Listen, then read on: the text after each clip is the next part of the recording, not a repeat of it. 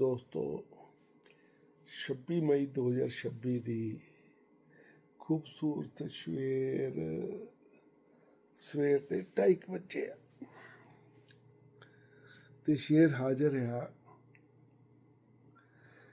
ਕਿ ਅਸੀਂ ਹੋਰ ਯਾਰੀ ਨਹੀਂ ਪਗਾਣੀ, ਅਸੀਂ ਹੋਰ ਯਾਰੀ ਨਹੀਂ ਪਗਾਣੀ। ਉਹ ਸਾਨੂੰ ਸੱਚੇ ਯਾਰ ਨੇ ਘੱਟ ਮਿਲਦੇ, ਅਸੀਂ ਹੋਰ ਯਾਰੀ ਨਹੀਂ ਪਗਾਣੀ, ਸਾਨੂੰ ਸੱਚੇ ਯਾਰ ਨੇ ਘੱਟ ਮਿਲਦੇ।